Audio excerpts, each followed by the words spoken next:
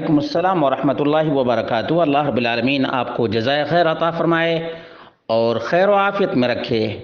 آپ کا سوال یہ تھا کہ زوال کے وقت نماز پڑھنے سے روکا گیا ہے، نماز کی ممانعت ہے، تو زوال کا وقت کتنے دیر تک رہتا ہے؟ نمبر 3، کیوں منع کیا گیا ہے؟ یہ 3 سوالات ہیں آپ کے۔ اللہ تبارک و تعالیٰ آپ کو خیر و عافیت میں رکھے۔ حقیقت تو یہ ہے کہ ایک مسلمان آدمی اللہ تبارک و تعالیٰ کے حکم کو اور رسول اللہ صلی اللہ علیہ وسلم کے حکم کو بغیر کسی چوں چرا کے مان لیتا ہے۔ حکمت اللہ تبارک و تعالیٰ جانتا ہے، کیونکہ وہ حکیم ہے، اور انسان کے ذہن کی وسعت جتنی ہے اس کے لیے اتنا ہی کافی ہے کہ یہ اللہ احکم الحاکمین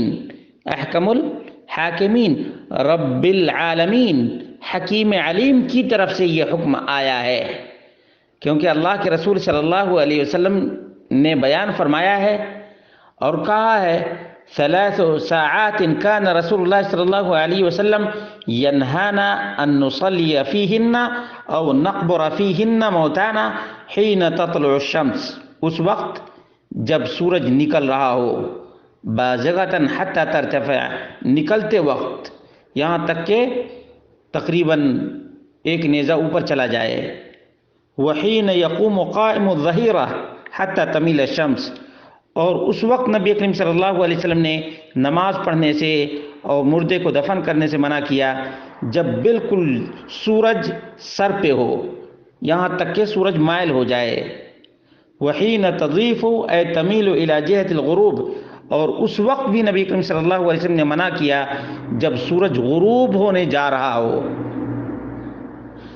الشمس للغروب حتی تغرب، صحیح مسلم حدیث نمبر 831 ہے، 831 ہے۔ معلوم یہ ہوا کہ جب سورج بالکل سر پہ ہو، یہ زوال کا وقت ہے، اس وقت نماز پڑھنے سے نبی کریم صلی اللہ علیہ وسلم نے منع کیا ہے۔